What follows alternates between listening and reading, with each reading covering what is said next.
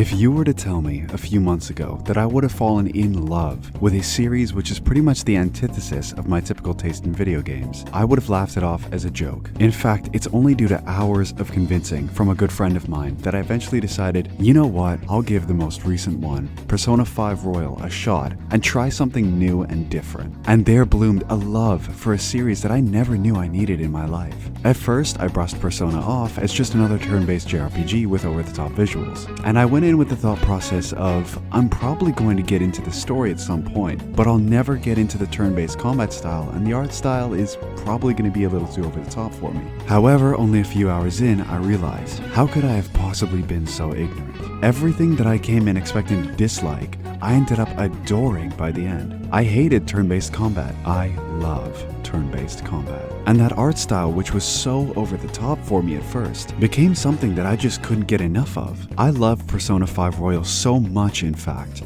that as soon as I was done, I bought and finished Persona 4 Golden within a few weeks, and then right after that, finished Persona 3 FES. I got absolutely hooked. But those other games aren't the focus of this video. That may be for some time in the future. This is all about Persona 5 Royal, and how this masterful experience was able to capture a complete newcomer like me, and turn me into a borderline Persona fanboy. So welcome to Persona 5 Royal from a newcomer's perspective.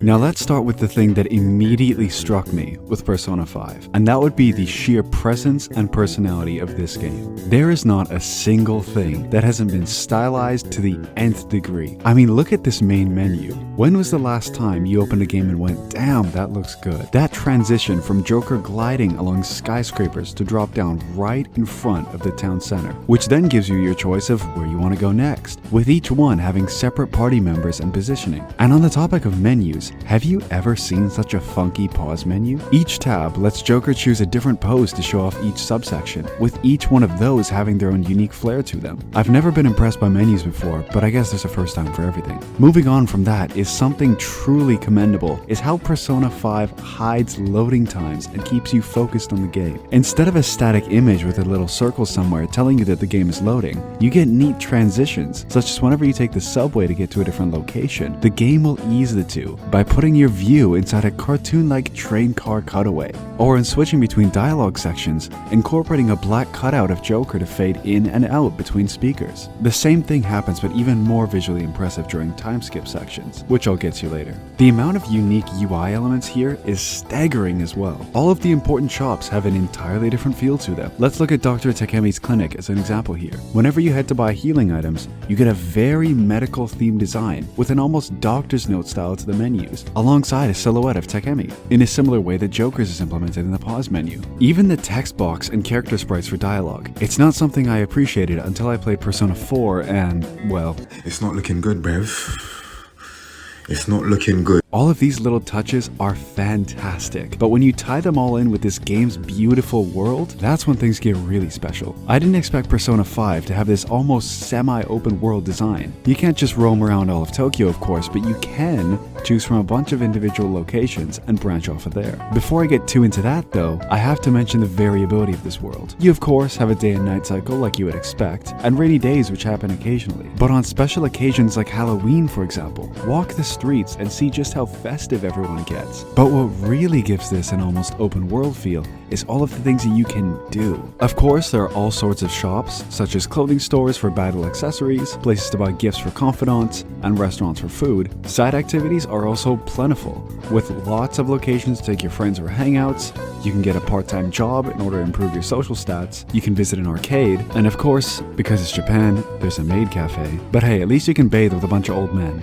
Wait, hang on, cut that out. I mentioned the word confidant earlier. While half of this game is set exploring palaces and progressing the main story, the other half is all up to you to explore all of this game's side content. Most important of which being confidants. Basically just your relationships with some of the more important characters in the game. Confidants go through 10 separate ranks for each character, which each one of course increasing your bond with them, but also each rank will bring you new perks, which will help in battle. For example, Ryuji's insta-kill ability. Trust me, you need this. Maxing out confidants isn't something that's easy to do, especially on a first playthrough. Some of them are a little whack, but the vast majority are actually really quite entertaining, and especially for your party members, confidants are really crucial to setting up a lot of their backstory and allow you to build a really strong connection to them, especially Haru, since she gets about 4 milliseconds of screen time if you don't do hers. Specific confidants are also romanceable, which is great because it means Persona fans can finally live out their fantasies of finding a girlfriend. I made the mistake of not doing too many confidants on my first run through Royal, so if you happen to be one of the people watching who haven't played Persona 5 Royal yet, I highly recommend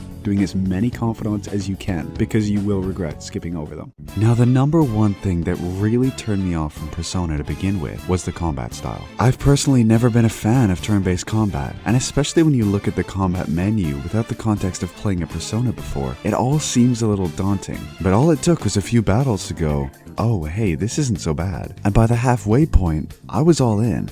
And I love how combat flows in Royal. Of course, what you're going to be using the most in battle are your personas. You, as Joker, have full ability to create and fuse personas to your own personal playstyle. I personally prefer a more magic-focused build for Joker. Fusing personas can seem a little intimidating and confusing at first, but if you open up a fusion calculator and have a strong willingness to learn, making personas to fit your own style is a piece of cake. And if you do so, you can take full advantage of all of the excellent combat mechanics in Royal. In all honesty, all you really have to do is pay attention to everything the game tells you at the start and use all of those strategies and techniques to your advantage. And once you do that, the combat in Royal becomes a total breeze. It is crucial to have a very strong understanding of each party member's strengths, weaknesses, and how to combine them with your own personal playstyle, and then the occasional mixing and matching of party members in certain sections. My personal preference was to have 2 very strong magic-focused members, as well as one person who could act as a healer, and then also someone with as many physical skills as possible. Doing so lets you cover as many bases as you can when it comes to hitting the weak spots of every shadow you come across. Each shadow has different strengths and weaknesses, just like our party of course, and something I really enjoyed is that you can really swing battles your way using one-mores, baton passes, and technical and critical hits constantly. But it's very important to keep in mind that your enemy can also use one-ups, so having some way to limit that or keep those attacks to an absolute minimum is crucial. Once you really get into the hang of weak spots, buffing and debuffing, you feel like an absolute powerhouse. And that combat system, which I saw as possibly complicated at first, becomes total second nature and muscle memory. And it's provided me with some of the most fun battles I've had in a video game in a long time. Of course, now the combat is fun, but damn is it ever good looking too. The combat UI is really something to behold, both in and out of combat. Each character also has a unique all-out attack screen, which will play for the last person who triggers an all-out attack, as a unique victory screen for each one. I really do love these, but the coolest part of combat hands down are the Showtime attacks. These are the most hilariously over-the-top and addicting moves in Royal. Normally, a pair of characters will discuss a special move in downtimes outside of the palaces, and once you get back in, bear witness to the most brilliantly aggressive moves, such as Ryuji and Yusuke eating. But in all seriousness, these are a fantastic way to reward the player for following proper battle techniques, and it is a great addition to Royal.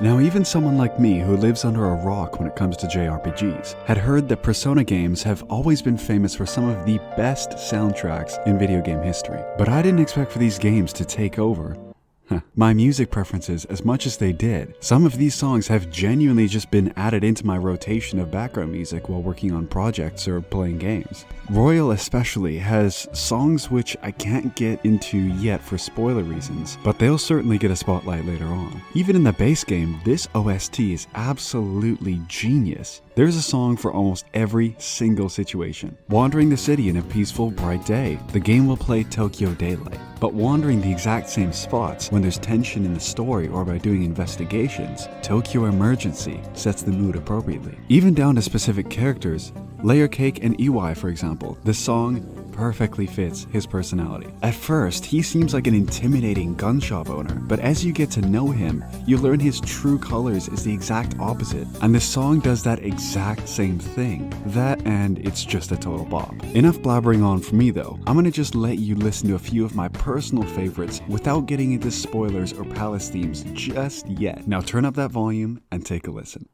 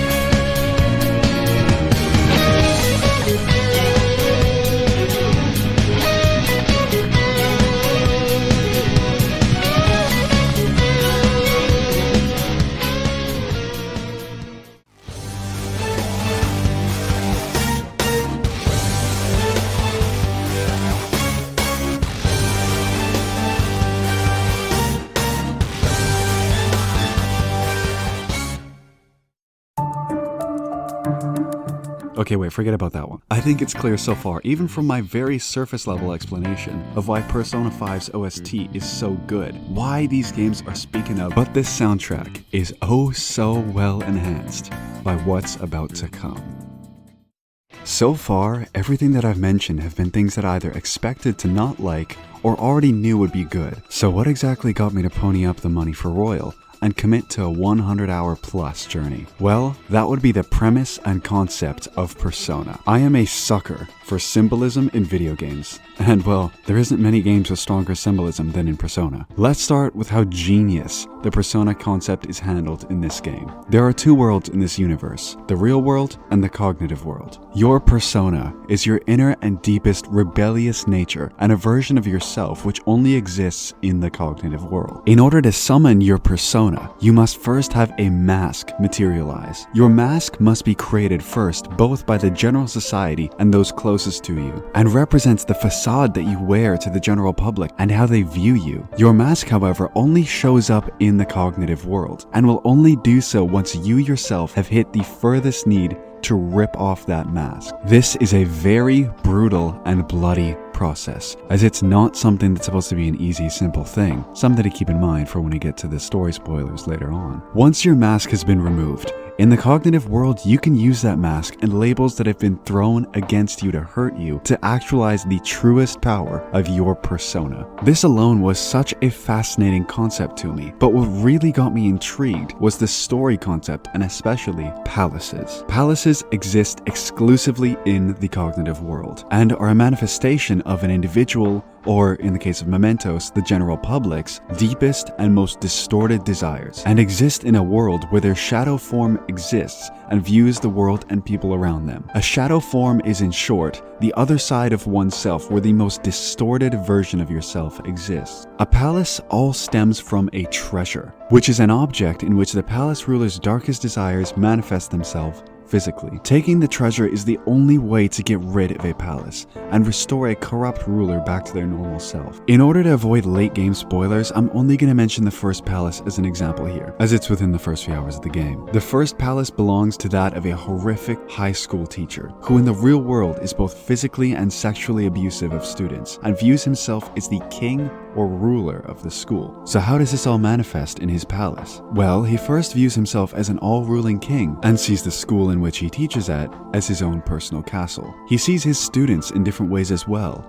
Male students as slaves in which to do whatever he says and be forced to torture if they don't do so, and views the female students as, well, I'm sure you can see where things are going. The themes and psychology behind each of these aspects of Persona is what made me go, alright, let me see what these games are all about. And there started my introduction to one of the greatest games I have ever played. Since the palaces were such a big part of my reason to buy the game, that is what I wanted to dedicate the next majority of this video towards, going over the story in each palace arc, what each palace represents, and the themes within them. But before I do so, let's set up a little backstory for the plot of Persona 5. And in terms of spoilers, I won't get into anything past the first few hours until I get to the first palace, and I'll make it very clear when we get there. Persona 5 follows the story of a young man who I'm going to refer to as Joker. Joker is a transfer student, kicked away from his hometown after an incident in which he helped save an innocent woman who was being assaulted on the street by an aggressive man. To make a long story short,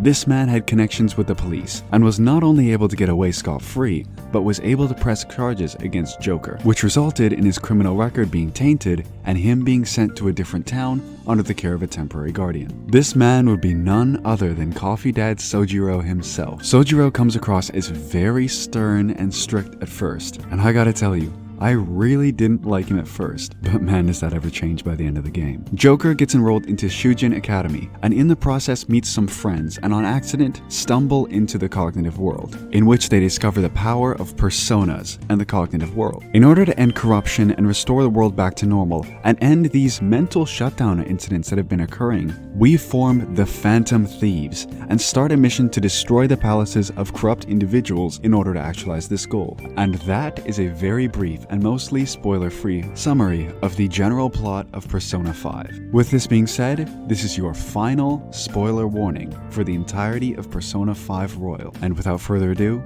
let's dive into this story, shall we?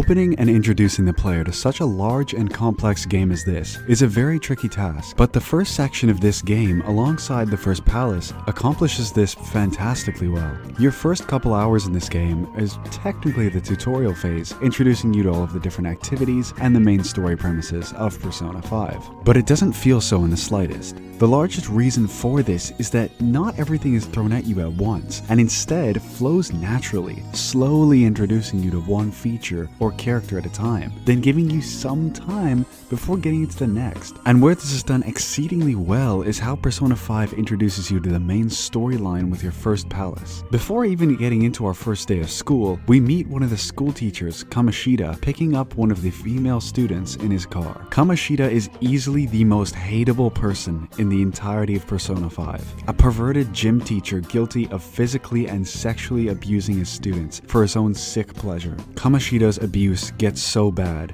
that it leads Ann's best friend Shiho to attempt to take her own life. Yeah, Atlas didn't waste any time before getting into some really serious topics, but I'm glad they didn't, because if there was any way to get you fired up to defeat an antagonist, it's to make them so easily hateable, which Kamoshida certainly accomplishes. It's probably pretty obvious by now, but Kamoshida's palace theme is that of lust, one of the 7 deadly sins. His palace, of course, fits this almost too well, with himself viewing Shujin Academy as a castle in which, of course, he's the king, fit to do whatever he pleases. At the opening sections of this palace, you start in the barracks and the dungeons, where you get a glimpse at how Kamoshida views the male volleyball students of his, as slaves in which to listen to his every request. We see them undergoing these almost medieval torture methods, representing the physical abuse that they all go through during Kamoshida's quote-unquote volleyball practice. Kamoshida's deepest desires reveal themselves as you progress throughout the palace though. Hidden underneath that skin of a famed athlete are his true deepest desires of lust. As you climb higher towards the tower of the castle, which is the closest to his heart, you see how Kamoshida views the girls in his life as nothing but sex objects decorating his palace. And throughout, you also see how full of himself he is, with giant statues of himself, the way he dresses of course, and how the cognitive beings in his palace speak to him. Kamoshida's palace theme is one that is personally not one of my favorites. King, Queen, and Slave fits Kamoshida to a T, but I feel it's slightly too repetitive and it gets stuck in your head in not a very good way. This isn't to say that it's bad in the slightest, just not quite up to par with some of the other palace themes in my own humble opinion. As the introductory palace, the Castle of Lust has to go alongside all of the other real-world aspects of Persona 5. This is done seamlessly with examples like introducing party members, as they all have some sort of a link to Kamoshida. Starting with Ryuji, he's an ex-student of Kamoshida, so he already has this salty attitude towards him, and this small connection is how Joker and Ryuji meet, and eventually, Ryuji becomes the main homie of the game. In the first entrance into Kamoshida's castle, we get introduced to Simp Gana. Morgana is the only one so far who has any clue on where we actually are, and is the temporary navigator who shows us how the metaverse works. Now, next we have Ann. Ann is Kamoshida's rumored partner, but it's clear from the first sighting of both Ann and Kamoshida that something's clearly not right. Joker catches her clearly distressed in the subway one day after school, and Ann lays down that she's only with Kamoshida to help her best friend Shiho, and inside, of course, she really despises him. After Shiho attempts suicide, things get really dark, with Kamoshida stating out loud that he doesn't care what happens to her and mocking her potential death. After this, Ann slips into the metaverse and sees how Kamoshida truly sees her, and that he was the root cause of Shiho's suicide. We get a lot of Persona awakenings in this first palace, but Joker and Ann's remain some of my favorite in the game. Joker's because of just how raw and brutal it is, but Ann's is truly full of rage and anger, and you really feel her emotions as it happens. Kamoshida's castle plays beautifully for a tutorial palace. It gets you hooked on the combat mechanics, how to traverse palaces, stealth, puzzles, all without feeling like a tutorial at all. Sure, it can be seen as a little slow, but it's better than just forcing everything on you all at once and overwhelming you with all of these mechanics to get used to. After playing the whole of Persona 5, I've really come to appreciate the Kamoshida boss fight. It teaches you the basics of bosses, but encompasses everything that makes Kamoshida such a great villain too, with his physical form being the embodiment of his disgusting desires. And the attention to detail here is staggeringly gross, with the volleyball student slaves chained to the bottom of him. His, interesting gauntlet. And he's even got his cognitive version of Ann in his wine glass. He even calls in a few of his slaves during the fight, with Mishima and Shiho appearing in their own cognitive forms as reinforcement. After his defeat, we get a very satisfying moment seeing Kamoshida suffer and beg to the gang, only for On to say we spare his life so that he can suffer for the rest of his life. Smart move, On. During the change of heart, he breaks down in an assembly at Shujin Academy, where he atones to all of his crimes. This is satisfying to see, but I can't help but wish he suffered a more punishing fate. But hey, I'll take what I can get.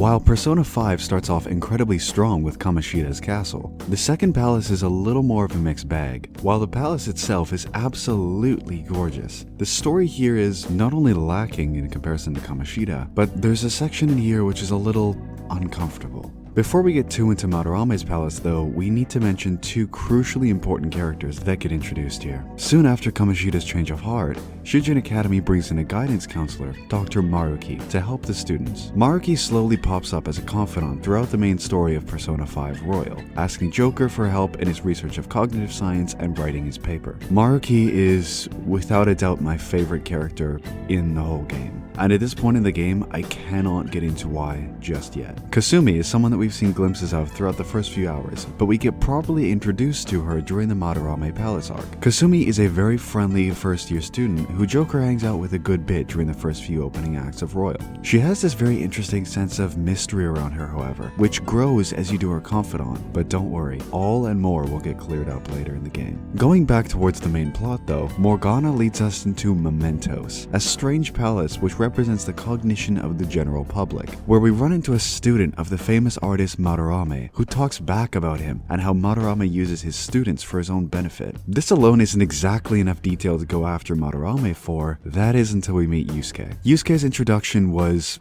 really strange. He first comes across as a creepy stalker, and until you really get to know him, I really didn't like him just because of how he acts in his first introductory phase. But meeting Yusuke and hearing him talk more about Madarame and what he's done to both himself and his other pupils is what causes us to investigate Madarame even further and enter his palace. Madarame's museum is beautiful, but I guess that goes along with the sin of vanity pretty obviously. But even from the first impressions of the exterior, with Madarame viewing the shack in which he lives as a world-class museum with adoring fans clamoring to get in, it's clearly unforgettable. And as you get closer to Madarame's heart and things get even more fantastical in design, this is surely up there with some of the best designed palaces in Persona 5. This museum is full of distorted portraits of his students, with most of them having their identities masked in order to represent Madarame's plagiarism of his students' work, not letting their own selves show through their paintings and their art. Madarame himself, while one of the weaker villains in the game, he's still no innocent man. On the outside, he shows himself as a calm, collected older gentleman with a very clear interest in art. But on the inside, he's a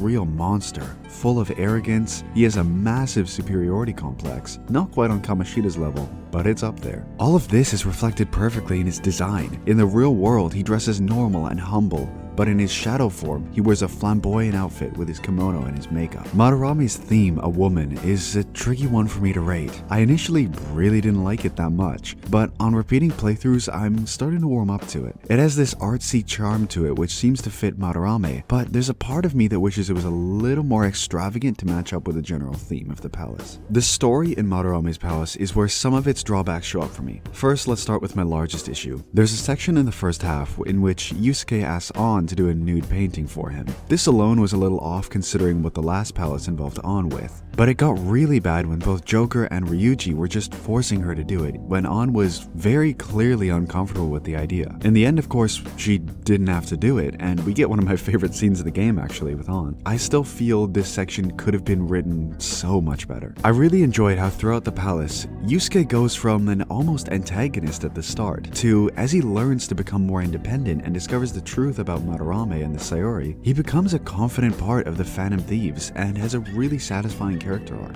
The last thing in the overall story here is something I briefly mentioned before. Madarame is just simply overshadowed pun intended, by Kamoshida as the previous villain. He's evil, but you just don't have as much motivation to take him down as with Kamoshida. He's awful, but his true madness gets revealed right at the boss fight, leaving quite a bit to be desired through the palace sections before that. Madarame's museum plays pretty damn well. I really enjoyed the creativity with the painting puzzles. Having you traverse through a series of paintings, unlocking new paths to other paintings was a fascinating gameplay twist. Of course, we also have that stair section at the end where you have to find the true Sayori amongst a series of fakes, testing your ability to pay close attention to detail and have a good memory. And overall, the palace had this general, almost museum heist vibe that getting the treasure gave off. And generally, I don't really have any complaints about how Madarame's palace plays. Now, as I mentioned earlier, Madarame's true evil gets revealed right before his boss fight, where we learn that in order to get the Sayori without a hitch, he let Yusuke's mother die right in front of him when he could have helped, but he was too materialized on the Sayori. And with all of this extra wrath against Madarame, it's time to fight. Shadow Madarame takes a strange jump from Kamoshida in difficulty. Sure, you're a fair bit powerful than when you fought Kamoshida,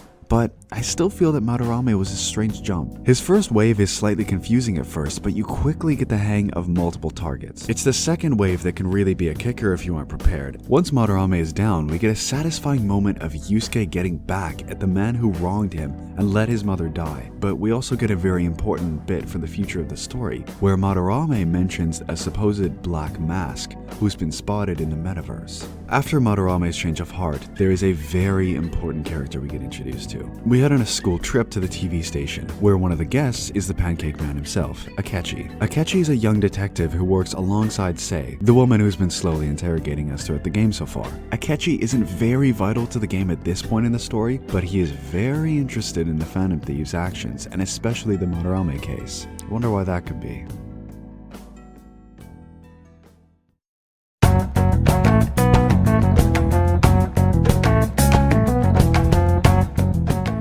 Now that we get into Kaneshiro's palace, this one is a little bit of a mixed bag for me. While I really did enjoy the story of this section here, and then some of the themes and symbolism within Kaneshiro's palace itself, where this one falls apart for me slightly is some of the gameplay of the palace, which I'm going to get into a little bit later. Now, this isn't what I would consider bad by any means, it's just not quite as good as some of the other palaces in this game to me. Following right after Madarame's palace and the story of Yusuke, we get into the story of our next party member, Makoto. Makoto's storyline is actually really quite interesting. She showed up a few times before this section of the game as kind of the principal's pet, but in this third real section of the game, we get to see Makoto's complicated relationship with her sister and the people around her, where at the start, she feels overshadowed by things such as her sister's success, but also her struggle with her own self-worth, almost being used by the people around her. Hence the whole deal with being so close to the principal. Atlus did a great job of having Makoto really change in your perception from in her first few appearances in the game, first appearing as always snooping on students and almost irritating in a way, to as she grows with the Phantom Thieves and awakens to her persona, truly growing more comfortable in herself and, at least to me, a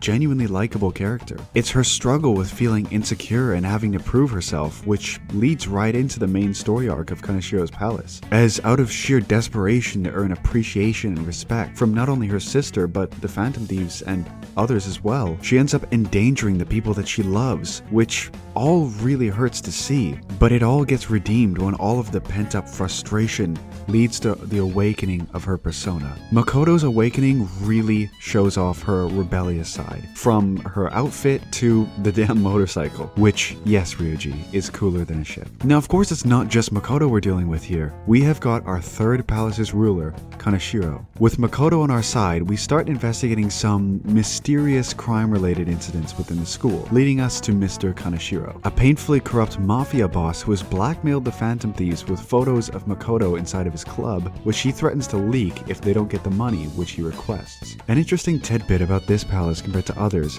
is that it ties in a new non-party related confidant into the main storyline with Oya. Oya was introduced in Madarame's palace as well, but is more prevalent when it comes to Kaneshiro, directly connected to helping the Phantom Thieves and investigating and locating and even identifying Kaneshiro. A great way to introduce a new and pretty interesting confidant seamlessly. Kaneshiro shows himself as very intimidating, but on the inside, he really is a true weakling, preying on naive and easy to manipulate high school students to do his dirty work for him. He is obsessed with money to an almost unbelievable degree, and there's no better way that expresses this than his palace design. Following the pattern of the 7 deadly sins, Kaneshiro's palace theme is of course gluttony, and boy does it ever show, with aspects like viewing the people of Shibuya as walking ATMs, nothing but a source of income for him. And the condition of these ATMs show their financial status, so ones that you see as heavily injured or even dead is showing how they've become useless to Kaneshiro. His palace itself is a giant floating bank above Shibuya, with money trees around it, and the internals of the palace, especially as you get deeper and closer to Kaneshiro's heart, the imagery of money grows and grows, showing how truly gluttonous he really is. Now, one thing I'm not sure is intentional or not in terms of symbolism was the golden door shortcuts throughout the palace. You can spend a bit of your cash to open these doors, which will significantly reduce the amount of time it takes to finish the palace. Especially since they only exist in this palace, I viewed these as almost a metaphor for how the wealthy can use their power, or in this case money, to bypass things that the average person can't, using that to get some sort of an advantage on everyone. Now, I don't know if I'm looking too far into things, but that's just kind of something that I noticed. Now, as normal, I always have to give a mention to the palace theme, and Price is by far one of my favorite in the game. It is super upbeat and really gets you in that mood to fight, and I mean, come on.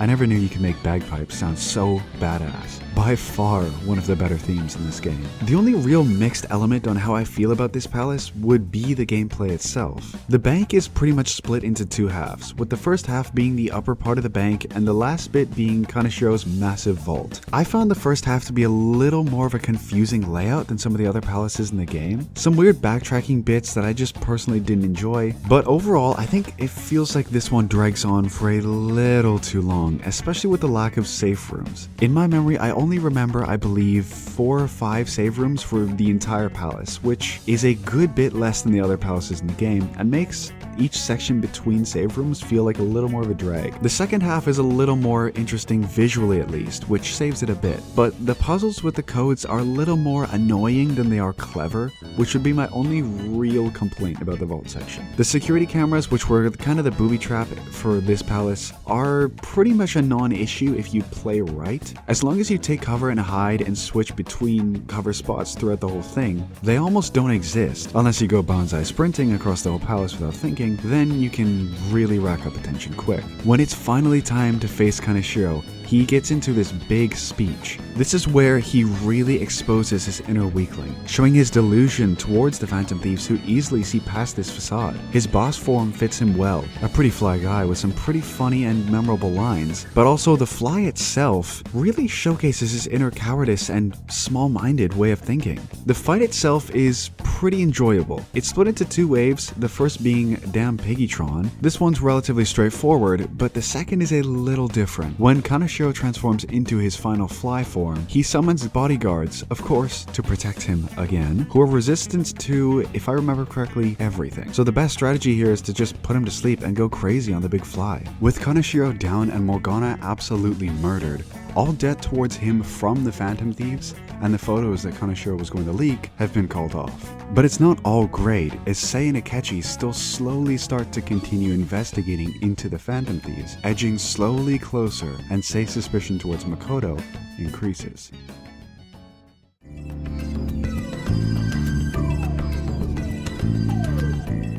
With the mental shutdown still a looming threat, a mysterious hacker group, Medjed, releases a statement on the Phantom Thieves. Medjed's real identity is revealed later on in the story, but for now all we know is they asked the Phantom Thieves to cease their quote-unquote false justice and have their own change of heart before the hammer of justice falls upon them. This proves tricky for our heroes, as we have no real leads at this point in time in the story as to who Medjed could be, and this is where we get introduced to another very important character. Under the guise of Alibaba, another mysterious figure contacts us with the request of changing their heart, along with a calling card. After a little questioning of Alibaba, we end up with a name for our next target, Futaba Sakura. Futaba has been under the care of Sojiro, but has been kept isolated from society due to reasons I'm going to get into in just a second. Futaba's section of this game and her palace is one of my favorite parts of the game, because of just how heavy this story is compared to the last two palaces. Things start to get really dark after Sojiro catches our crew in a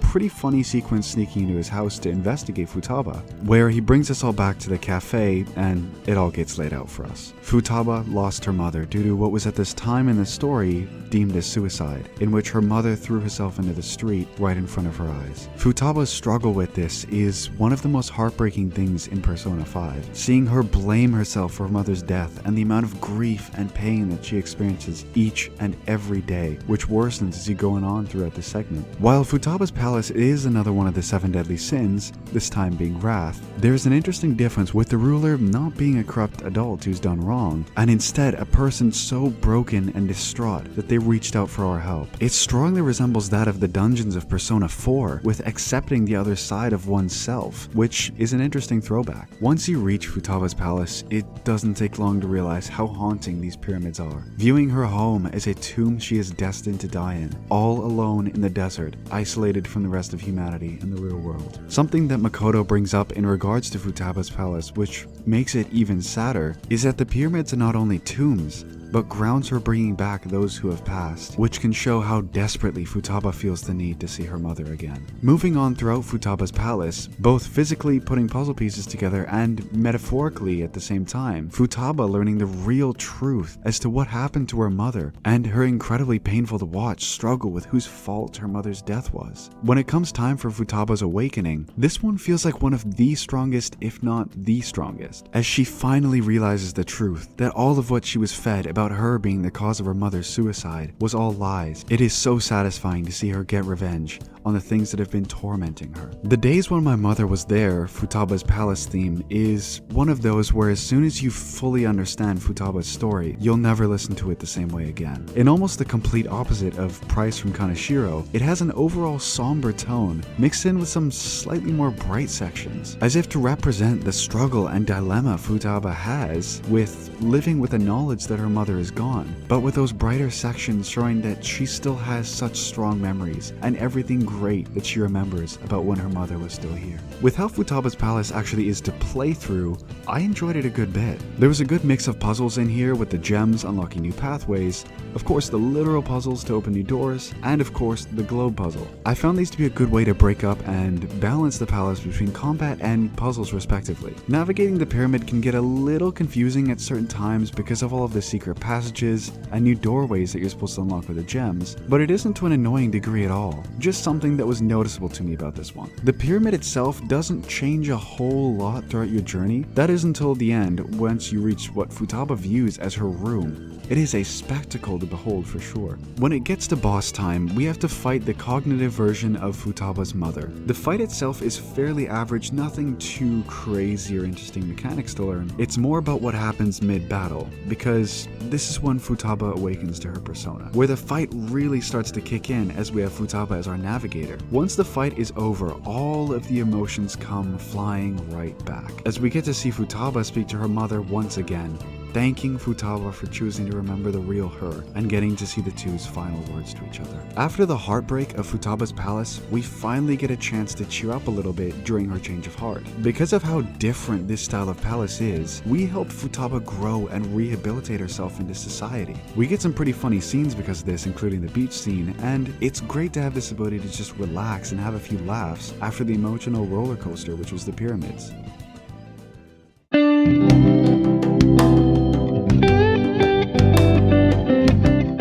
Time for a little distraction from the main plot with a Hawaii trip. A Persona game wouldn't be complete without a trip to a completely different location. It's of course full of funny moments like Mishima legitimately dying in the bathroom, but it's not all fun. Mishima's talk about the fan site brings up the topic of polls regarding the Phantom Thieves' next target, the CEO of Okumura Foods. I'll get a little more into this in just a second, because the drama with the Hawaii trip hasn't even begun yet. As soon as we get off the plane on our return back, a mental shutdown has been ordered ordered on Shujin Academy's principal, killing him but making it seem like a heart attack. The principal's death is a bit of a conflicting one because while yes, it is a bit harsh, he did sweep all of the atrocities of Kamoshida under the rug, so I don't necessarily feel bad for him. Back onto the topic of Okumura, it was discovered earlier on through Makoto gathering data from Sei's laptop that Okumura was benefiting from the shutdowns in Tokyo. Suspicious, isn't it? This alone isn't exactly enough to immediately go after Okumura for, so the team decides to hold off for now and see how events play out. That is except for Morgana. Morgana is all in on going after Okumura, which ties in directly to the main plot of this palace section right as we meet Haru.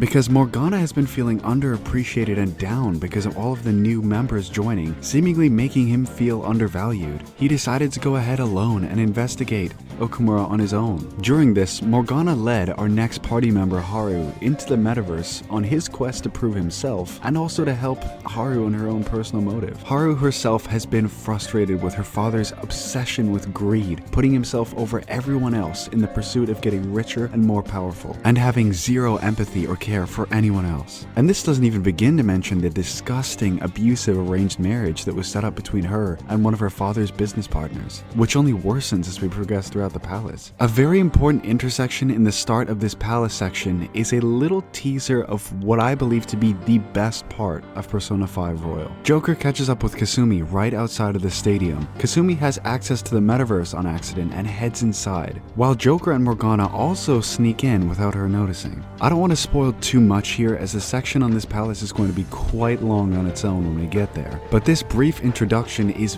very crucial on setting up more of Kasumi's backstory, as we get a look at a conversation between her and who, at this point in the game, seems to be her dead sister. Her sister is shortly slashed down by a shadow, and we get a look at Kasumi's awakening to her persona. Pay very, very close attention to details in this awakening. There's a very important bit which plays in massively in the later section of the game. After a short fight, Joker and Morgana invite Kasumi to join the Phantom Thieves, in which Kasumi declines for the current point in time. Heading back into Okumura's palace, this is without a doubt for me the weakest palace in the game. And it's not necessarily because of one main thing, but more of a combination of a bunch of just really strange decisions, which lead to a confusing mess of a palace. Starting with the story, this really was a letdown because instead of focusing on Haru and her incredibly sad story with her father and that side story with the arranged marriage, the spotlight instead is thrown onto Morgana. And if Morgana's story here was good, this wouldn't necessarily be all that bad. But his story is really just more of an annoyance than actually adding anything to the game's plot. And to tie into this, Haru doesn't even get a chance to shine, which is sad because if she was given the chance, I feel like she could have been a much more interesting character because of how good her social link is. Okumura himself as a villain is just fine. He's one of the weaker and more stereotypical villains in the game, which again isn't that bad, it's just not as good as the rest. The palace itself is actually quite interesting in design, with Okumura viewing his corporation as a giant spaceport, with the workers inside being viewed as nothing but emotionless robots forced to work themselves to the point of near exhaustion or death. And especially in a later palace section, showing the employees being thrown into an incinerator and melted, being the power source for the company, which is so hauntingly accurate and shows how disposable his workers are to him. With how the palace actually plays, this is where some of my issues lie. Most of it isn't that bad, just average palace exploration with a few small puzzles here and there, and I enjoyed the idea of working your way up through the ladder of command with the robots. It's right near the end where my issues lie. The airlock puzzle section is just odd. It's not exactly difficult, nor does it really represent anything in the game. It just feels a bit like a last-minute addition to me. A quick mention on the palace theme. This is probably the only part of this palace that I really enjoy. Fittingly called Sweatshop, it has a little bit more of an electric/techno feel to it almost, which perfectly fits the visual theme of the palace, and has a general more upbeat vibe to it with some groovy guitar riffs mixed in the middle. It's a fantastic track. Oh, Okumura. This boss is without a doubt my least favorite part of the entire game. This fight is confusingly nonsensical and it took way longer than it needed to. Well, mostly due to myself being a bit of a nonce during my first playthrough, but I'm gonna skip over that. But in all seriousness, this really is poorly designed. 7 short waves, with the first 5 being robots sent going off the chain of command. One of many issues here is this stupid rule that you have to take out these robots in just 2 waves, or they'll retreat and you'll have to start all over again. If there was some sort of a reason story-wise for this, I could forgive it more, but it just feels like a needless gimmick to make the fight more complex. Another issue with this boss fight is that on your first playthrough, if you don't bring all elemental weaknesses, you can't finish the fight. This isn't explained, and it's just another example of poor decision making when it comes to this fight. To showcase how poorly designed this fight was, it is, and this is not a joke, easier to complete this on the game's hardest difficulty than on its easiest. I wish I was joking. Legitimately, the only good thing I can say about this fight is that it gives you even more story reason for Haru to hate her father, with himself revealing how he truly views her at the end, and with that final wave of Okumura himself being pathetically easy, which I guess represents how frail he really is. But it's still a really underwhelming conclusion. With Okumura defeated, a very important piece of story information comes into sight, with Okumura being assassinated by the storied Black Mask that has been mentioned before. Now outside of the palace, the team meets up at a private gathering at an amusement park to celebrate Haru joining the Phantom Thieves and to watch Okumura confess all of his crimes, which goes well until we see the result of the Black Mask's killing of the cognitive Okumura, which takes the life of the real one as well.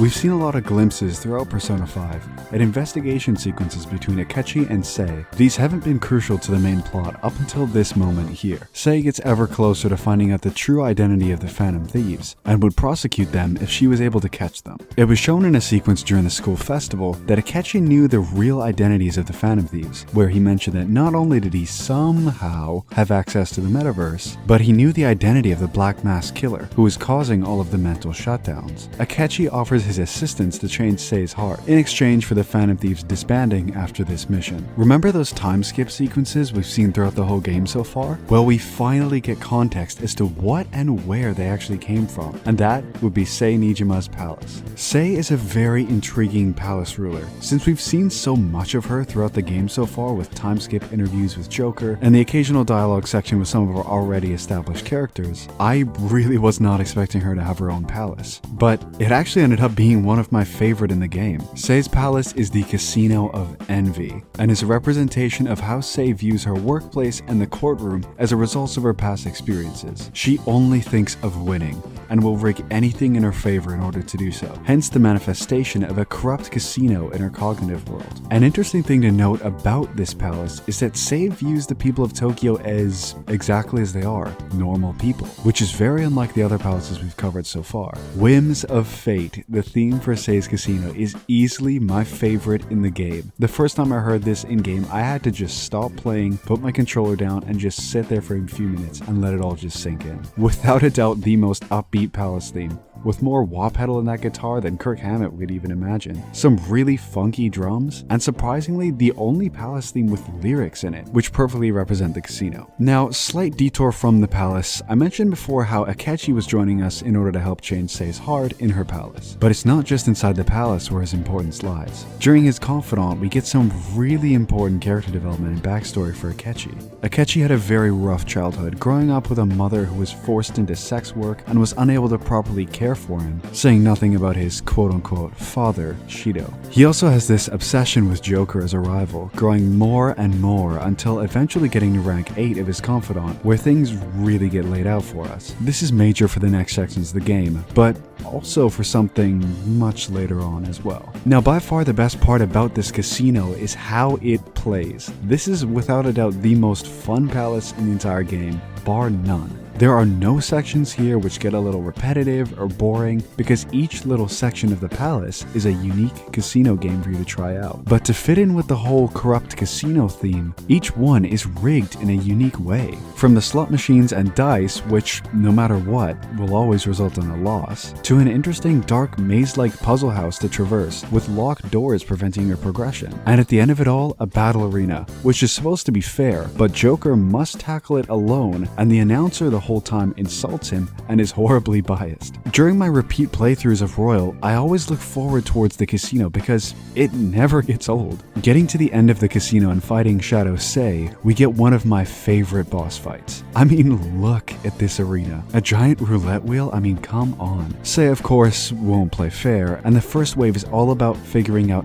how exactly Sei is rigging this fight in order to make sure she cannot lose. Once it's found out she's been using glass panels over the roulette table to create an illusion that the Phantom Thieves were playing fair, she transforms into one of the most wild shadow designs yet. She's got a Gatling gun, a chainsaw. I mean, this is a really intense design. This second wave here is incredible, using the same roulette table from before to become a game of chance for which elemental weakness Leviathan Sei is strongest in, meaning that you have to use the opposite of that one in order to take her down. After defeating Sei, we get the full context for the opening act of Persona 5, with Joker attempting to distract the other thieves from the police, but unfortunately getting kidnapped in the process. Probably one of the most brilliant sequences in Persona 5 happens directly after the palace infiltration. The full interrogation of Joker plays out right before us, connecting all of the dots with the context of the game that we've completed so far. Right after this, however, is where the brilliance rears its head. Akechi gains access into the interrogation room and assassinates Joker. Oh man, who could have seen that coming? And of course, he frames the assassination as a suicide. As you sit there looking at the game with the exact same expression as all of the Phantom Thieves reacting to Joker's supposed suicide, Joker wakes up in the Velvet Room, and all of the pieces of the puzzle come together. In an absolutely genius twist in the plot, everyone saw through Akechi's facade and planned a way to not only get Akechi to reveal everything to us, but do it without him knowing and get through with everyone unscathed. All the way back during the first visit to the TV station, Akechi was immediately suspicious as he heard what Morgana said about pancakes, but only those who have access to the metaverse can hear Morgana. That may have been a slight hint that something was off. Futaba's cracked tech skills allowed her to really quickly slip a virus onto Akechi's phone under the guise of Futaba just geeking over his phone, giving us confirmation of Akechi's true motive. Knowing Akechi's motivation was enough for Makoto to draw up a brilliant plan in which we would lure Akechi into a cognitive version of the interrogation room using coordinates that Futaba attained. And when Akechi pulled the Glock, it would be on a fake version of Joker and not the real one. The whole switching between the real world and cognitive world strategy completely worked, as not only did we find out that Akechi was the true perpetrator for the mental shutdowns, but we found out he's working for a very important figure, Shido.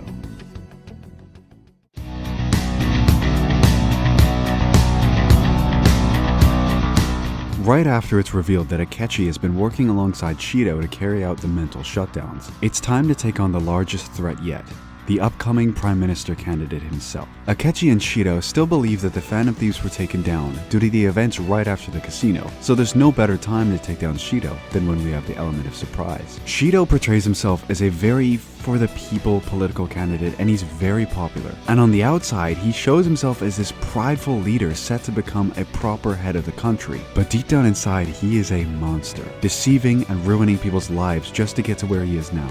Even at the start of the game, remember the man who ruined Joker after he stepped in to stop that altercation? That was Shido himself, a truly despicable man. Shido's palace manifests itself as a cruise ship of pride, with the diet building right on top, to represent how he views his politics as him steering the ship of Japan to his ideals. The ship is vast and luxurious, with posters and statues of Shido everywhere, megaphones blasting his speeches, all leading into that egregious sense of pride he exudes. Fittingly, Shido's palace theme is called Arc, and there's a really interesting tidbit about this one. There are sections here which are very similar to Tokyo Daylight, which is an ambient track which plays whenever you're wandering the streets of Tokyo. Arc takes inspiration from this, but takes on a much more sinister and dark tone, representing Shido's corrupted view of Tokyo, which is absolutely brilliant. If I'm totally honest, this palace had a lot of potential, but it really drags on for far too long. The whole premise of infiltrating the palace was to obtain 5 letters of introduction in order to gain access to the representative chamber where Shido resides. These letters are held by Shido's most trusted allies in his conspiracy, and you must have conversations with 5 different VIPs in order to get these letters of introduction. You have to travel throughout the ship visiting a bunch of different locations and different scenarios, and some of them, such as the pool, are really visually impressive. These conversations with Shido's allies are very important for setting up backstory behind the metaverse and mental shutdowns, as these allies of Shido's request shutdowns on any form of opposition, and Shido would use Akechi as a pawn in order to take them out. I enjoyed how, when having different conversations with each one of Shido's allies, a different party member who had a connection to the victims of each VIP was the main one questioning them. Now, as I mentioned earlier, this palace is a bit of a drag to play,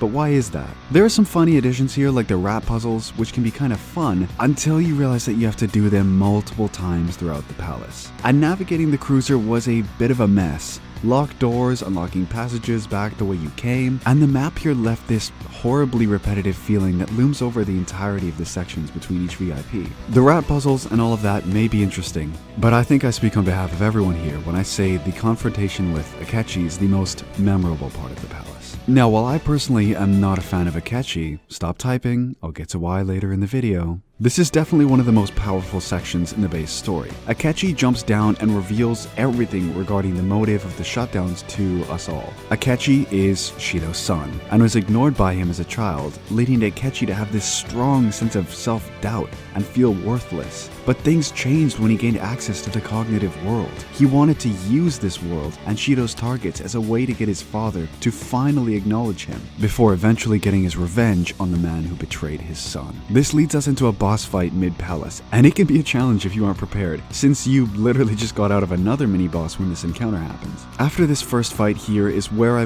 really lost a lot of respect for Akechi. Once you defeat him, he launches into this psychotic rant about how inferior he is and how much he tries his hardest to be noticed and be appreciated by everyone, insulting the Phantom Thieves while we try and help him.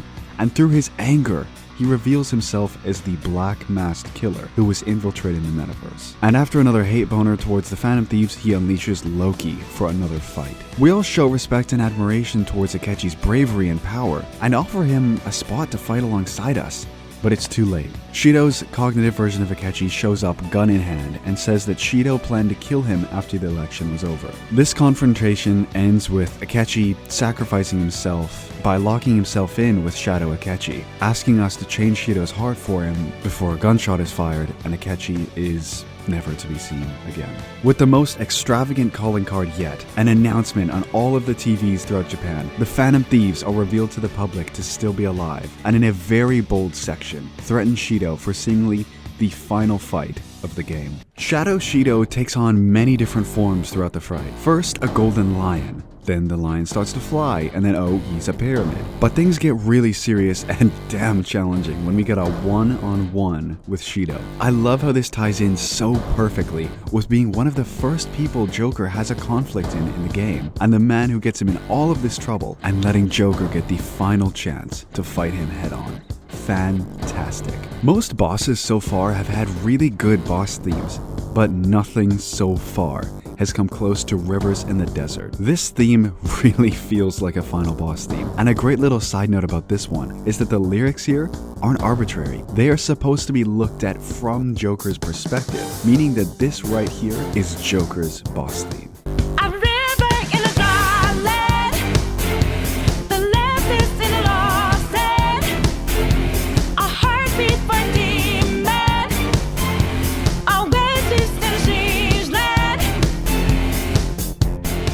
Unfortunately, taking down Shido just wasn't enough. After Shido has his change of heart, the general public goes into a frenzy, questioning the state of the country now that the supposed prime minister confessed to his crimes.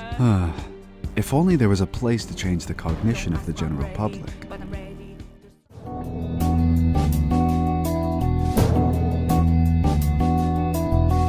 Oh, Mementos. Yeah, we kind of forgot about that place. In order to avoid arrest from the police, we're forced to head into the furthest depths of Mementos to change the cognition of the public and get rid of the metaverse for good. I think I speak for most everyone here when I say that this whole section is a bit unnecessary. If the end of Shido's Palace was written differently, I think it would have been a brilliant way to cap off Persona 5's story. But no, we get arguably the worst section of the game apart from Okumura. It's split into two halves, the first half being set in the absolute depths of Mementos in the Prison of Sloth, where we get to see some of the previously defeated palace rulers in their pathetic state. But this first half is mostly not even fighting, it's actually more about solving puzzles. I actually found these floor puzzles to be probably the only semi-enjoyable part of Mementos Depths. And even with the puzzles halfway around, they switched the formula around by limiting the amount of steps you can take. Maybe it's just because the rest of this section is so poor, but this sticks out to me. The one thing I will say I do find interesting in the prison section, however, is that it is an eerie representation of how the public feels during day-to-day life, locked in prisons in captivity, just average everyday working people of Tokyo.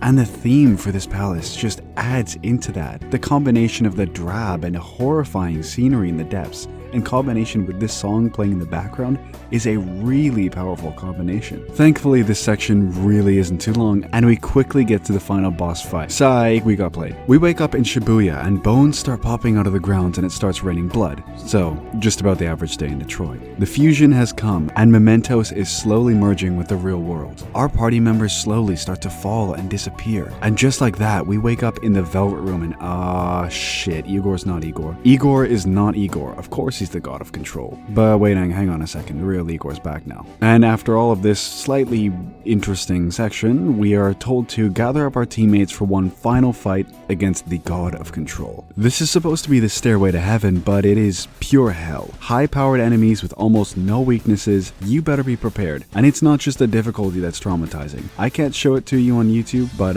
if you know, you know. After yet another fake-out final boss, we reach the finale of Persona 5. And I have to admit, the cinematic beforehand and the design here is stunning. Unfortunately though, that's the only really good thing about the God of Control. This fight can be a little tedious with multiple arms and weapons to keep track of. And compared to some of the other villains, this is a pretty lame villain for final boss. All of the boss chatter during the fight is full of just random philosophical quotes with no real cohesive meaning behind all of it. And there's a very cheesy section where we all get knocked down and the public's cheers is what awakens us all to finish this once and for all. This last bit is really visually impressive, with Joker's Arsene transforming into an absolute unit, and with one final bullet, the God of Control is no more. Finally, the city becomes as it once was. The metaverse slowly disappears, and Morgana gives us a beautiful final speech before fading away. And with that, Sei meets with Joker in the town square, asking Joker to turn himself in. And this marks the end of Persona 5.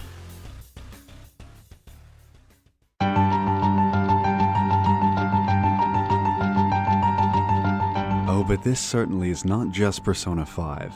This is Royal. Remember that slight cut-in during Okumura's palace? Well, that, my friend, is where Royal enters into another league from the original Persona 5. Royal brings in an all-new third semester. This is the true conclusion to the story, with over 10 hours of one of the most brilliant sections in video game history. It is very easy to miss. Ask me how I know. Requiring you to get a few key confidants to specific ranks before you can access it. Akechi must reach rank 8, Kasumi must be at rank 5, and Dr. Maruki must be at rank 9, all before you finish Wasai's palace. But if you manage to do so, welcome to the secret third semester. Remember how you finished off in the swear with Sai asking us to turn ourselves in? Well, guess who shows up? Akechisaurus Rex shows up out of seemingly nowhere and turns himself in, taking the blow for Joker. Things seem to be a little too good. First, Akechi turning himself in, but then during New Year's, we get news that the woman who pressed charges against Joker at the start of the game has stated that they were false. Something's not right. Okay, yeah, something's definitely not right. Joker wakes up in a very ominous version of Shujin Academy, with the familiar blue butterfly guiding us to the way to the exit. Joker brushes this off as just a dream and we wake up as usual. Downstairs though, things are a bit odd.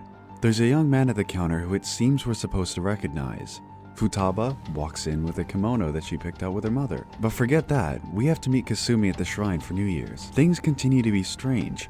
All of our friends happen to show up at the exact same time, even though we had no plans of meeting. Makoto, Futaba, and Haru have plans with their supposedly passed away family members. But strangest of all, when we meet Kasumi's father, some strange glitch-like sensation happens and his speech gets momentarily impaired. It's been a strange day, but we decide to go to bed and see how we feel in the With the strange man out of our bed, we go downstairs to the start of another strange day, but it just doesn't stop. Futaba is absolutely vibing, but her mother is right there beside her. her, even though that we know that she's been dead for years. And the strange man who woke up next to us is Morgana? While we sit there dumbfounded at what on earth is going on, Akechi waltzes in and asks to have a little chat. He goes back to before the new year when he turns himself in, explaining that suddenly and without question, he was released. And of course, after some discussion of what on earth is happening, he offers his assistance once again, because that went brilliantly last time. Kasumi also calls us and mentions the stadium that was being constructed and how she can see it being distorted into a palace. This is all very strange. Not only is there a palace, but the palace ruler's name has been censored and the metaverse is back? We have to uncover what's going on here. This palace feels immediately different than all of the rest. There's no sense of hostility here. An announcement seemed to be directing us to all become happy. A shadow stops us on the way and asks us to leave, so we don't disturb the Lord's work in the world's salvation. A little more digging into the palace, and we see more looks into Kasumi's life. First seeing her father at a hospital dead, very clearly distraught over something. Kasumi mentions that that was her younger sister Sumire, before getting a painful headache when memories start flooding back to her. A girl who looks very similar to Kasumi shortly appears and calls out to Kasumi, calling her by her younger sister's name, Sumire. Another headache ensues for Kasumi, but suddenly, a strangely familiar voice comes over the intercom, asking her to stop fighting and return to the current reality. The same man on the intercom meets with us, and Royal's largest twist yet is revealed. Our guidance counselor, Dr. Maruki, is this palace's ruler. Maruki confirms that everything outside of this palace that seems different is due to his own actions. He has the power to alter reality itself and make it whatever himself or the subject of his desires most. And to demonstrate what he can do, he plays us a video which explains one of the largest mysteries in the game so far. The girl who we've known throughout the game so far as Kasumi is not Kasumi. Her true name is Sumire, and Kasumi is her sister. One day after practice, Sumire and Kasumi were walking home. Sumire, however, hasn't been feeling well. She feels depressed, inferior to her sister, who in all measurable aspects seems to be on a level playing field as her, but is much more successful than Sumire is. In her frustration, she runs ahead of Kasumi and right through a red light into the path of an oncoming car. Kasumi jumps to save Sumire, but through her bravery, saves Sumire, but takes the hit for her. Sumire looks up to see her sister lying in the streets lifeless, and we transition back out of the video to see the horrified look on Sumire's face as these agonizing memories come flooding back to her. Sumire and Maruki explain that due to Sumire's difficulty coming to terms with her own survivor's guilt and trauma from this accident, Sumire wanted to live on in her sister's memory. As her sister, she went by Kasumi's name, dressed and acted like Kasumi, all in the hopes of living on as her late sister. And Maruki helped actualize this. In order to prove his research into cognitive science, he helped Sumire along this journey to give him more experience towards his overall goal of saving every person in the world from suffering, and to create a world of happiness, eliminating the quote real world for his own version of reality. He uses Sumire once again for this, asking her to go alongside him, which she accepts. But he poses the same question to us as well. Do we reject the harsh realities of life for his alternate world where no such atrocities exist? This very question is the one thing that sparks so much internal conflict about Maruki and his ideals. And once I finish discussing the rest of this palace, I have a section dedicated to the brilliance of Maruki and this very question alone, so hang in there a bit. Dr. Maruki gives us 1 week to answer this question for ourselves, by letting us witness and savor the world that he created, and then letting us come to a final decision. This week feels wildly different than any other in the game. The entire soundtrack, from ambient tracks wandering the streets, is different. No longer do we have the vibrance of Tokyo daylight, but instead, So Happy World, which, while yes has some brightness to it and it's quite peaceful, it doesn't feel true. The song gives me a very synthetic happiness feeling, which of course is absolutely spot on with the perspective of Dr. Maruki's reality. Witnessing Maruki's reality is hard. You see all of your friends happier than ever. Haru, for example, is with her father planning out new business ventures. An is with Shiho, living their best lives as friends. Ryuji is back on the track team better than ever. And it's our job to talk with each one of them and ask them all to remember the true reality, so we can face Maruki together. I found this to be an incredibly painful thing to do. What reason do we have to pull away the people we love from living the happiest versions of their lives? What makes this justified? The week is over, and it's time to confront Maruki and choose the reality that we deem correct. And this is the moral dilemma of Maruki's world. If we go with Maruki's reality, no one would have to suffer. There would be no pain, no loss, and we would seemingly be living in a perfect world. But of course, there's a catch. It's simply not real. Instead of facing adversity in our lives, we choose a path of escapism, not letting the hardships of life teach us lessons about who we are, and let both good and bad aspects of life shape us into the strongest version of ourselves. This of course seems tempting to some, but it's simply a temporary solution to a permanent issue. Now on the flip side of this, we have cases like Sumire where living life itself is so painful, she can't bear to take it any longer. So by having those memories locked away, she never has to face that, so she can live comfortable for seemingly forever. This moral dilemma is brilliant, and I haven't even got into the real meat of it yet. That's still to come. But it's time to make our decision. Denying Maruki's reality is still, for me, the right choice to make. But doing so, of course, isn't taken well by him. Maruki is still very different to any previous palace ruler. He doesn't resort to violence at all. He despises it and will do anything to avoid physical confrontation. But the same can't be said for Sumire. Still desperate to stay in Maruki's reality, she challenges us to a fight. Mid-fight is when all of our friends who we talked to earlier hop right on into the palace to help us take on Maruki. Sumire collapses right after the fight, and Maruki gives us a final deadline to make up our mind one final time before he has to resort to taking us all. Keeping all of this in mind, remember how during the cut-in in Okumura's palace, I wanted you to pay very close attention to Sumire, Kasumi at the time's awakening? Well, that's because if you remember the concept of a true persona awakening, it is purposefully violent and bloody. When Sumire was acting as Kasumi, there was no blood that appears when she takes off her mask, a very small but crucially significant detail which I love. Now this has been a lot of story talk so far, so let's temporarily discuss the brilliance of Maruki's palace itself. This is not only my favorite in the game by a country mile, it's the longest in the game by far, taking 2 full infiltration days alongside a hefty trip to Mementos midway. Maruki's palace manifests itself under 2 names from my research, the Laboratory of Sorrow as well as the Center of Melancholy. Inside his palace there are so many tiny little symbolic touches that one may miss on their first playthrough. The obvious one of course would be all of the cameras that are plastered everywhere. These showcase that while, yeah, Maruki does want happiness for his patients, he wants to have control and monitor over all of this, as again, it's his version of happiness that he wants for everyone. The beauty of this palace is that while it's long, it goes through so many different sections and never feels repetitive. First, it's a research ward, then a whole new Mementos section, then this fascinating clinic-like portion, a treatment center, and this godlike stairway to heaven, all the way up to what seems to be the Garden of Eden. The research ward is where Maruki studies and sucks in the general public for his treatment, using Mementos as the gateway to the general public's cognition in order to do so. Maruki's patients then enter this truly fascinating clinic, which is one of the more interesting and symbolic places in the palace. You're made to answer a series of questions which test your morals and are seemingly subjective, but this actually plays into one of the main issues with Maruki's motive and reality. You can't actually answer the questions as yourself. You have to answer them in which way Maruki wants you to answer them. Again, leading into that idea that Maruki doesn't actually want you to do what's best for you. He wants you to choose what he thinks is best for you. This isn't a complicated puzzle at all,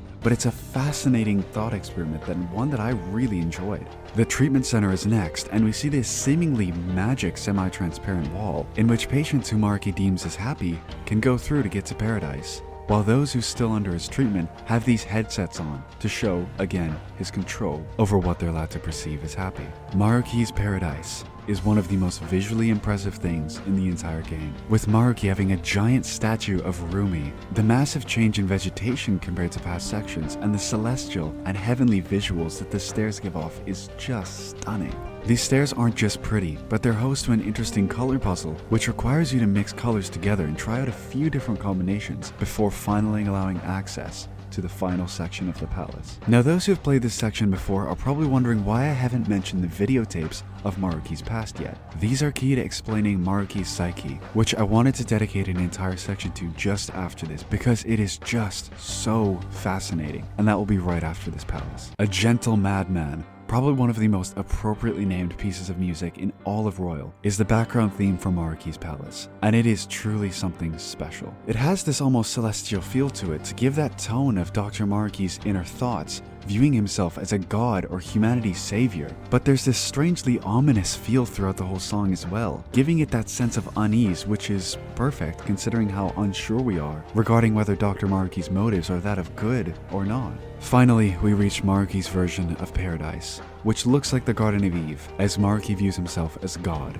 amongst all of us. And with this, we wait for Maruki to contact us to finally confront his ideals and take his treasure, returning reality back to normal. So here we are, faced with the largest moral conflict in the entirety of the game. Maruki is not an evil man. Far from it. He wants to build a reality where no one can suffer, a reality where one can in theory live without hardship and have their ideal world. This concept is not one that stems from evil, a man with a heart of gold without an ounce of ill will in his body, wanting to do everything he can to give people the greatest version of reality. This is why choosing to go against him is so painfully difficult. Not only are you, the player, left wondering whether going against him is the right choice, but the Phantom Thieves themselves have questioned multiple times before this if this is really the right route to go down. With the most heartbreaking choice in the game over with, it's time to do what is supposed to be the right thing. But there isn't a single thing about going against Maruki that feels right. What sets this palace apart from all of the others is that this is not a palace you feel compelled to end. This one hurts. There is no satisfaction, no sense of justice, no evil ruler, just a man with a heart of gold, with ideals that are too good for this world, that they cannot happen. Getting into the final boss of Royal, this unsettling feeling of this doesn't feel right continues on. All previous boss battle themes have had a very heroic, powerful feeling that makes you feel like you're truly motivated to face off against one of evil. But Throw Your Mask Away doesn't give you that feeling. Instead, it leaves you uneasy and forces that question again: is this the right thing to do? This is another boss theme with lyrics, but instead of being from the protagonist's perspective, it's that from Dr. Maruki's point of view. And with that in mind, and also remember what the whole concept of a mask is in the Persona universe, I want you to listen to this specific section.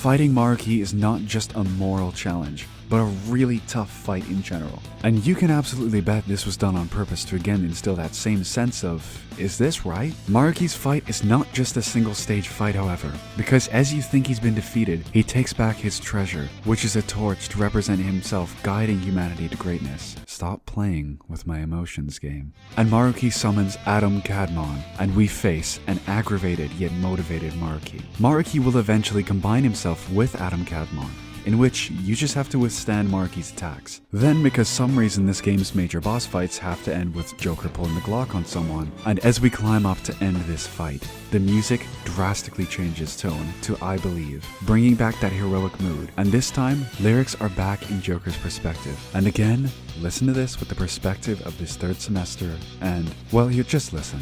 I believe we can fly up in the sky. One day we may just be able to touch down on the star. Off the road we have to go.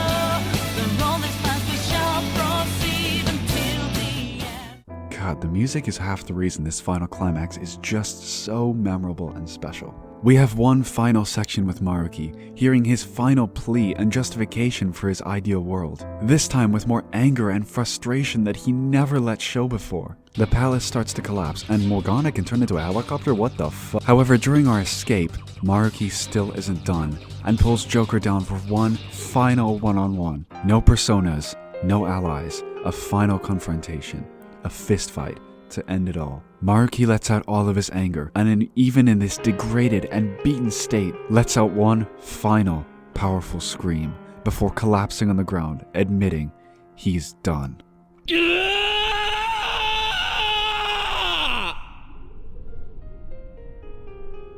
That last scream truly broke me on my first run. The man who only wanted good, and in actuality didn't really do anything wrong, having to admit he was wrong, after everything he's been through. When the ground below him collapses, Joker holds onto Maruki's hand, before slipping away to an ambiguous fate, ending one of the greatest video game sections I've had the privilege of experiencing.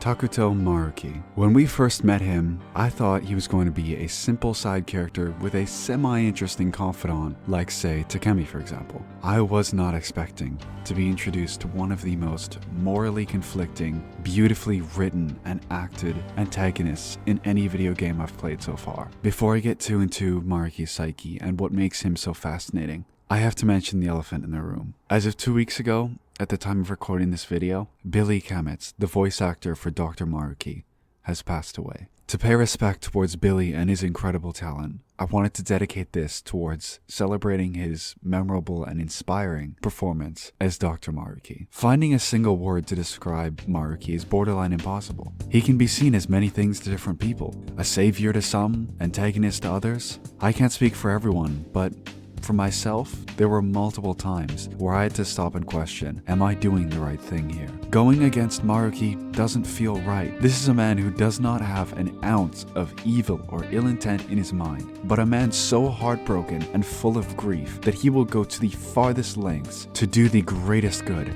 for those other than himself. I mentioned during his palace section that there were videotapes showing Maruki's past, and there's no better place to start examining where Maruki's intentions come from than the origin itself. The first footage of Maruki takes place in the hospital with his, at the time, fiancée Rumi. Rumi and her family were victims of a home invasion, in which both of her parents were killed and Rumi herself was left injured. It's no wonder after all of these events that Rumi fell into a horrible depression, so bad that when we see her at the hospital, she can barely even utter a single word. At this time, Maruki was so confidently on the path of becoming a cognitive scientist. His motivations behind this are nothing but admirable. He wants to use the powers of cognitive science to stop all forms of crime from happening in the first place, making the world a safer place. He brings all of this up to Rumi, but unfortunately in the process, accidentally triggers her by mentioning her family, inducing a breakdown. In his stress over this incident, he accidentally contacted a mysterious entity, giving him a sizable headache. This entity gives him the power to alter cognition through the power of actualization. He of course first tries using this on Rumi, wiping her memories of her trauma aside, but unfortunately, this also erases all memories of who he is to Rumi. She wakes up in a much better state than ever, but of course, she doesn't know who Maruki is. Maruki, while heartbroken, in order to give Rumi the best life possible and to not have a chance to bring back any memories in her, he decides to just pretend he mistook her for someone else and says that he went in the wrong room and his girlfriend's name happened to be Rumi as well. He declines Rumi's offer to see him again, and in one of the most gut-wrenching lines, says that his girlfriend has passed away. This incident with Rumi is what sparked a true dedication to the field of cognitive science, and with this newfound motivation, the goal of all of humanity is his target, to rid the world of any form of pain and suffering. This so far doesn't sound like the backstory of an antagonist in the slightest. It's more what you would expect of a true hero, and this is the root of what makes Maruki so interesting. His intentions were never wrong, so what was it that made him a target of the Phantom Thieves? Well, we have to keep looking through his past to get there. The next videotape reveals that even though Maruki was incredibly dedicated to this research, all of his funding and support was cancelled due to a lack of concrete evidence, crushing his dream of opening a cognitive science lab in Odaiba and him quitting the university. Where does one go after being cut off from the university? Well, this is how he ended up as a guidance counselor at Shujin Academy, with one of his first visitors being that of Sumire Yoshizawa. This is vital into showing the exact issue with Maruki's ideals. Instead of wanting what's best for an individual, Maruki chooses to fixate on what causes them the least amount of pain, even if it means completely ditching everything that makes his subject the person that they are. And Sumire is a prime example of this. She revealed the details of what happened to her sister, and how frustrated and depressed she is that she feels she can't make her sister's dream come true as herself, wishing she could be Kasumi. Instead of helping Sumire grow past her adversity and challenge, and allowing her to self-actualize and develop into being the best version of herself possible, he instead uses actualization to turn her into Kasumi. It's about time I mention actualization and self-actualization because it's going to come up a few times. Actualization is the act of making something real or giving the appearance of reality, while self-actualization is the highest form of personal development and potential that one can achieve. This right here is Dr. Maruki's dilemma. Instead of letting Sumire grow over time and go through the adversity of life, overcoming all issues thrown at her in order of the goal of self-actualization, he instead doesn't want her to face any form of suffering. So in Sumire's case, Maruki imagines that it would be best for her to forget about everything in the past and start over as Kasumi. He would rather people run from their problems than let these problems help shape us and grow and harness the true potential in ourselves. Maruki's conflict leads us into so many real-world parallelisms, which is what makes this so fascinating. Maruki's reality is a vastly over-exaggerated version of escapism, in where we are faced with some of life's most daunting, challenging, and heart-shattering obstacles. We find ways to run from these issues. Each person's escape is different, but the concept remains the same. Running from our issues is easy. It's an easy way to temporarily give us a sense of ease or happiness, but it doesn't do anything meaningful for our personal true selves. It's this parallel that makes the plot of the third semester and Maruki's Palace so good, because it's something that basically everyone can relate to. In order to self-actualize and realize the truest potential in ourselves, we can't resort to escapism and run. We have to face our challenges head on and take them in stride in the pursuit of becoming the best version of ourselves. Fighting Maruki himself is, in a way, fighting that whole concept of escapism and not allowing ourselves to give in to the easy way, instead choosing the long and complicated path of self-actualization. And Sumire is the perfect showcase of this.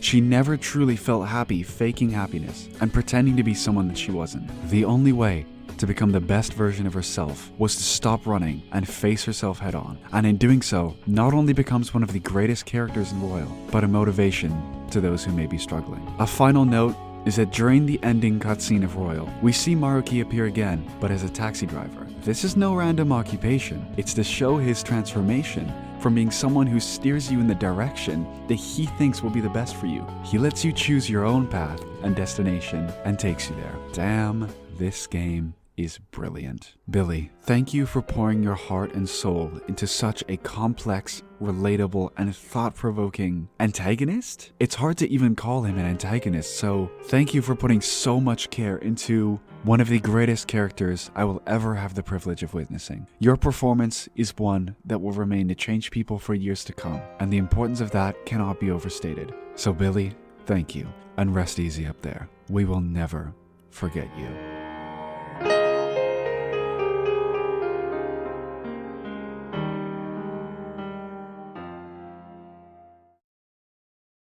So, Persona 5 Royal. This wasn't what I expected at all. A story this crazy in concept, but with a very strong message that speaks to everyone. Characters who I thought I would really never get into, but I really do love these brilliantly written members of the Phantom Thieves, and all of the others. Not you. Even after my 120-hour initial playthrough, I immediately went, yeah, I gotta do another run right after. I missed a lot of important stuff. It still makes me laugh that I came in expecting to ditch the game after 2 or 3 hours, and ended up not only putting 300 plus hours into this one, but another 100 plus hours into Persona 3 and 4 combined. I don't know what Atlus has planned for Persona 6, but I know for a fact they have another Day 1 fan right here. And that was Persona 5 Royal from a newcomer's perspective.